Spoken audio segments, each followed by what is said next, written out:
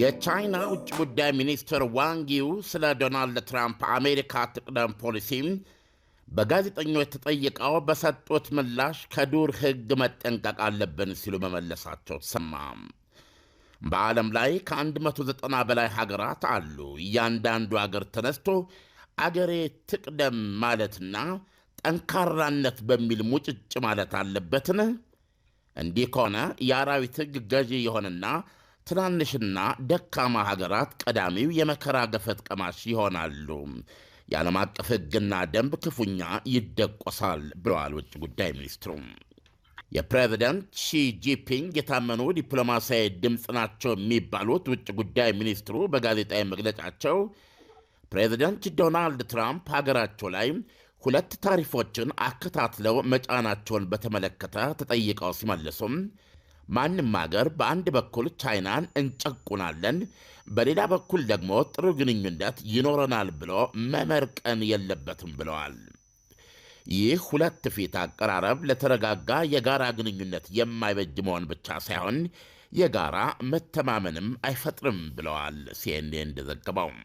አንድ ትልቅ አገር ዓለም አቀፋዊ ግዴታዎቹን ማክበርና ኃላፊነቶቹን መወጣት አለበት። ጥቅሞቹን ከመርሆች ማስቀደም የለበትም።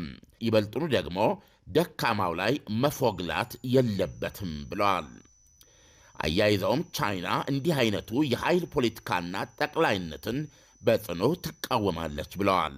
ቻይና ራሷ በደቡብ ቻይና ባህር ዙሪያ በጠብ አጫሪነትና ታይዋንን በማስፈራራት በአሜሪካ ትወነጀላለች።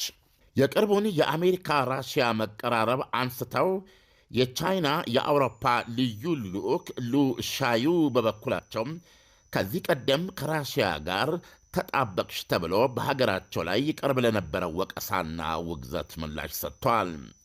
መጀመሪያ አሜሪካንን ተቹ አሉ ባለሥልጣኑ ሲናገሩ።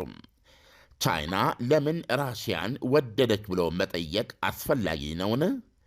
እንደዚያ ከሆነ መጀመሪያ አሜሪካንን ተቹ። አሜሪካ ወደ ራሽያ ዘመም ማለት ብቻ ሳይሆን እየደገፈቻትም ነው ብለዋል። ሚስተር ሊ ቀድሞ በፈረንሳይ የቻይና አምባሳደርም ነበሩ። የአውሮፓ ወዳጆቻችን የትራምፕ አስተዳደር ፖሊሲዎች ከእኛ ጋር ምን ያህል እንደሚጻረሩ አሰብ በማድረግ አለባቸው ብለዋል።